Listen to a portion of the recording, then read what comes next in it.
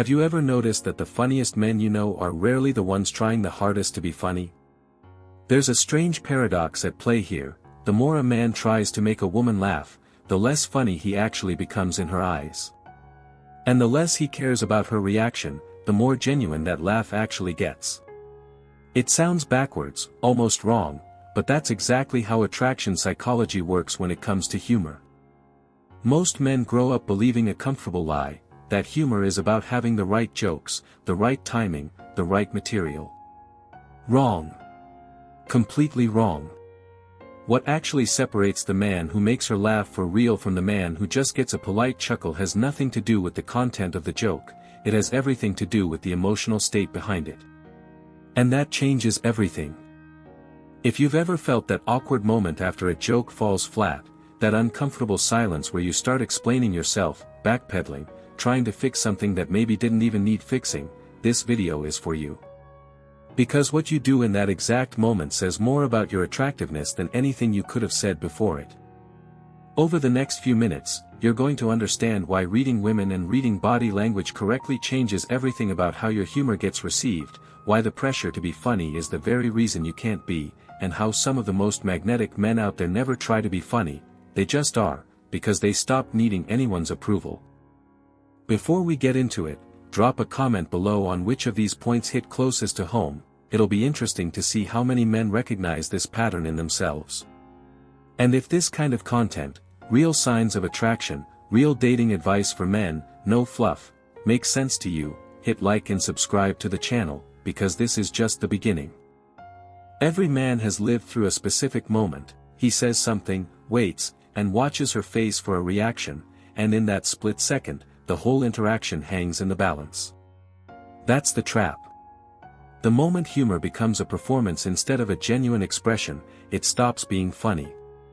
This is one of the quiet truths behind attraction psychology that almost nobody talks about. Real charm doesn't ask for permission to exist. It just shows up, unbothered, because it isn't hunting for validation. And once a man understands this, reading women becomes a whole lot less mysterious, because he stops needing her laugh to feel okay about himself. Think about the guy who tries too hard. He's not being funny, he's being anxious, just wearing a joke as a costume. Anxious men force humor because deep down, they need a reaction to prove the interaction is going somewhere. It's almost like watching someone check their phone every 10 seconds waiting for a text back. The need is louder than the actual message. And this is exactly where women's body language gives everything away. It picks up on that need instantly, even before she consciously registers it. A slight lean back, a shorter response, a polite but distant smile, those are signs of attraction fading, not building, because neediness reads as pressure, not fun. Now picture the opposite kind of man, the one who isn't trying to be anything. He drops a comment, doesn't flinch, doesn't wait for approval, and moves on like it didn't matter either way. That's not an accident, and it's not luck either. It's a mindset most men never get taught, and honestly, it's one worth studying the way you'd study a craft. Books like The Charisma Myth, by Olivia Fox Caban, or Models, by Mark Manson are worth picking up if this concept feels foreign, because they break down presence and detachment in ways that click for men who've spent years overthinking every interaction. An analogy makes it click fast. A relaxed man is funny by accident, the humor just leaks out of him because he's comfortable in his own skin.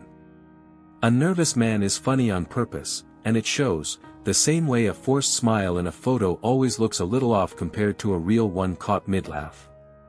Female body language signals are incredibly good at telling these two apart. Even in half a second, the eyes soften differently, the body angles differently, the whole energy in the room shifts differently. This isn't guesswork. It's something that can actually be trained, the same way reading body language in general can be trained with enough attention and repetition. So the real dating advice for men buried in all this isn't, be funnier. It's, need it less. That single shift changes everything about how a man shows up, how his jokes land, and how women respond to him without him ever having to explain why. But ease is only half the equation, because what happens after a joke doesn't land is where most men actually lose the ground they thought they had. Most men never get taught something, and it costs them more than they realize, It's not the joke that determines whether an interaction goes well, it's what happens in the 3 seconds after the joke doesn't land. Attraction psychology has a name for this, emotional control, but you don't need the textbook definition to understand it. You just need to picture a moment where you said something, got silence instead of a laugh, and felt that little jolt of panic rise up your chest. That jolt is the real test, not the joke itself. Most men fail that test without even knowing it. A joke falls flat, and instead of letting it go, they start explaining it. No, but what I meant was, or worse, they backpedal, laughing nervously at their own line like they're trying to convince the room it was funny. That's the exact moment women's body language shifts from curious to uncomfortable, because now the energy in the room isn't about humor anymore, it's about damage control. And nothing kills attraction faster than watching a man scramble to fix something that didn't need fixing in the first place. Compare that to a man who tells a joke, gets nothing back, and just continues. No explanation, no nervous laugh, no second attempt to save it. He shrugs it off internally and moves the conversation forward like it never happened. This is one of those signs of attraction that people misread constantly.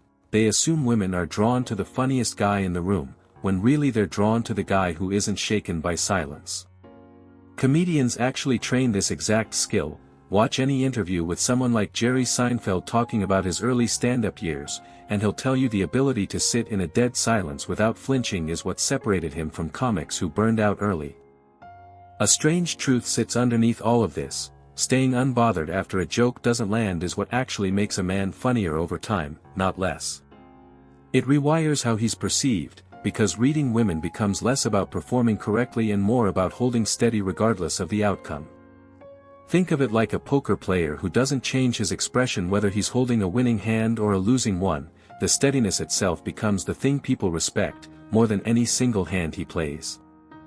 This is where a lot of men get stuck, though, because staying unbothered isn't the same as being cold or disconnected. A fine line separates calm confidence from just not caring at all, and most men haven't figured out where that line actually sits. Most men never learn to make a key distinction, and it's the difference between a man who's genuinely funny and a man who's just performing for a laugh. Performing for a laugh is needy, it's built on the hope that if the joke lands well enough, she'll like him more. Saying what's genuinely amusing to you, on the other hand, comes from a completely different place. It doesn't need her reaction to justify itself. That distinction alone explains half of what people misread as natural charisma. It was never about talent. It was about where the joke was coming from. Here's a practical way to test this in yourself. Next time something amusing crosses your mind mid-conversation, notice whether you're saying it because it's genuinely funny to you, or because you're hoping it'll produce a certain reaction from her. That tiny internal check, done consistently, starts to rewire the habit over time. It's the same principle behind Stoic philosophy, honestly. Marcus Aurelius wrote in Meditations about acting from your own values rather than external validation, and that idea applies just as much to a dry comment at a bar as it does to any big life decision. Authenticity is what separates a rehearsed bit from an offhand comment that actually lands. A rehearsed bit smells like effort, even when it's delivered well. There's a stiffness to it, a sense that it was prepared in advance for this exact moment. An offhand, dry comment, though, feels alive, spontaneous, unbothered by whether it gets a reaction. Women's body language signals pick up on this difference almost instinctively, a relaxed nod and a genuine smile versus a polite, slightly delayed laugh that says, "I clocked that you were trying." And then comes the piece most men skip entirely, being comfortable with silence after a joke. Not filling the gap. Not rushing to say something else to cover the awkwardness. Just letting the moment breathe. This is what makes humor feel natural instead of desperate, because desperation always shows up as motion, as more words, as an unwillingness to let a moment simply exist without controlling it. Quiet confidence, it turns out, isn't about being quiet at all, it's about not needing to fill every gap with noise. But a deeper layer sits underneath this, something about not explaining the joke at all that makes it hit even harder. A version of humor exists that most men never experiment with, mostly because it feels counterintuitive, saying less, not more. Not explaining the joke. Not over-elaborating on why something was funny. Just leaving it there, unfinished, and letting her fill in the gap herself. This is one of the most underused tools in attraction psychology, and it works because the human brain is wired to engage more with things it has to complete on its own than with things handed over fully explained. Think about it like a movie trailer that shows just enough to make you curious, but never gives away the ending. The mystery is what pulls you in, not the information itself, but the gap where information should be. The same principle applies to a dry, half-finished joke. When a man trusts the joke enough to not oversell it, he's essentially saying, "I don't need you to fully understand this right now," and that confidence alone changes how the comment lands. This isn't about being cryptic or playing games, it's about restraint, which is a completely different skill than most men realize.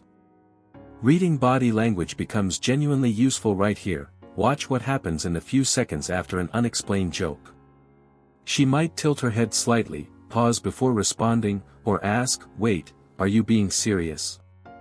That hesitation is gold. It means she's paying closer attention because she's genuinely unsure whether you're joking or not. That uncertainty is a form of engagement most men accidentally kill the moment they explain themselves, because explanation removes all ambiguity, and ambiguity is what keeps someone leaning in. This connects to something writers understand deeply, too.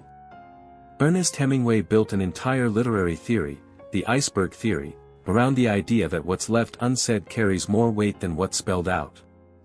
A story becomes more powerful when the reader has to do some of the emotional work themselves. The same exact principle applies in a conversation. A joke that makes her work slightly to catch the meaning sticks in a way that an over-explained one never will. So mystery, in this context, isn't manipulation, it's respect for the other person's intelligence, and it's also, whether men realize it or not, one of the clearest signs of attraction dating advice for men constantly gets wrong. But mystery on its own isn't enough. It only works when there's something real underneath it, something that has nothing to do with her at all. Picture a man who walks into a room already knowing what he's building toward, a business, a fitness goal, a skill he's mastering, whatever it is. That man isn't using humor to earn approval or fill an awkward silence, because his attention isn't fixated on the interaction going a certain way. This is one of the most overlooked truths in attraction psychology. A man with direction simply isn't hungry the way a man without one is, and hunger is exactly what women's body language picks up on within seconds of meeting someone. Compare that to a man who has nothing pulling at his attention outside the conversation in front of him. Every joke he tells carries a small, invisible weight, because that joke needs to work, needs to prove something, needs to fill the silence that would otherwise remind him he doesn't have anywhere else to be. Purpose acts like a pressure valve here. A man building something, whether it's a project, a physical goal like training for a marathon, or a skill like learning to play guitar, has somewhere his mind naturally returns to. That somewhere else is what keeps the interaction light instead of loaded. His jokes, as a result, come from genuine amusement rather than from needing the moment to go a certain way. That distinction matters more than most men realize, because reading women becomes far easier once a man stops treating every exchange like an audition. Think of a chef cooking a meal he genuinely enjoys making, versus a chef cooking under the pressure of a judge's scorecard. The first plate always tastes better, because it wasn't made to be judged, it was made because the person making it actually cared about the process. This is where dating advice for men usually gets it backwards. Most advice focuses on what to say, what to text, how to approach, but almost none of it addresses the fact that a man with a life he's actively building communicates something no line ever could: "I'm not trying to impress you." He doesn't say it. He doesn't need to. It shows up in the way he holds a pause, in the way his attention doesn't cling, in the fact that his sense of self isn't waiting on her response to feel complete. And once that piece clicks into place, something interesting happens. Humor stops being a tool a man reaches for, and starts being something that simply leaks out of him naturally. But there's still one more layer left, the part where too much ease can actually tip over into something just as unattractive as trying too hard. Here's the trap most men don't see coming once they've mastered everything up to this point: there's a version of not caring that tips over into coldness, and coldness is just as unattractive as neediness, it just wears a different mask. A man who's too dry, too detached, too unreadable, doesn't come across as confident. He comes across as disinterested, and disinterest reads to women's body language as a closed door, not an open one. Attraction psychology isn't just about removing neediness, it's about replacing it with something warm, not with nothing at all. On the flip side, a man who tries too hard to be warm, overly enthusiastic, laughing at his own jokes, working overtime to keep the energy up, reads as performative, almost desperate to be liked. Signs of attraction don't come from a man performing warmth on command, they come from a man who genuinely enjoys the interaction and lets that enjoyment show without needing it to be validated. Think of a musician who plays a song because he loves the song, versus one who plays it because he wants applause. The audience can always feel the difference, even if they can't quite explain how.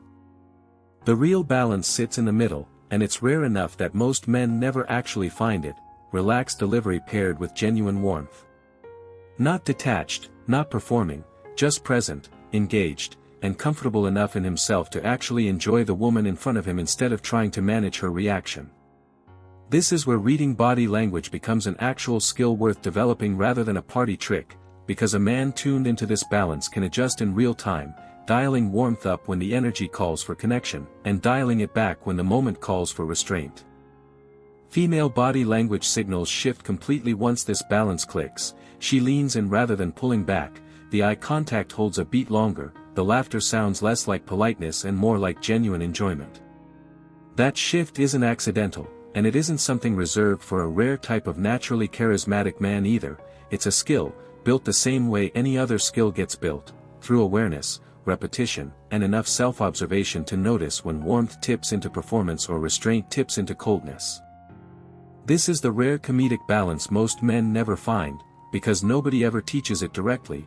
They either tell you to be more confident or to be more likable, never both at once, and never how the two actually work together in the same moment. Here's the truth most men walk away from this video wanting to ignore: knowledge without action changes nothing. You can understand every principle we just covered: ease over effort, emotional control, quiet confidence, mystery, purpose, the balance between strength and warmth, and still walk into the exact same interactions tomorrow making the exact same mistakes, unless you actually start applying it. So ask yourself honestly, the last time a joke fell flat, did you let it go, or did you scramble to explain it? The last time you felt the urge to fill a silence, did that urge come from confidence, or from needing her to react a certain way? These aren't rhetorical questions, sit with them, because the gap between the man you are right now and the man who moves through interactions with real ease isn't talent, and it isn't luck. It's awareness, repeated enough times that it becomes instinct. Start small. Next conversation, next joke, next silence, notice where the need to perform creeps in, and practice letting it go. That single shift, repeated over weeks, rewires more about how women experience you than any line, any joke, or any technique ever could. If this actually shifted something for you, don't just scroll past it, subscribe to the channel and turn on notifications, because this is exactly the kind of thing that takes practice, not a one-time video, to truly master. There's more coming on reading women, attraction psychology, and everything that actually works, and you don't want to miss it.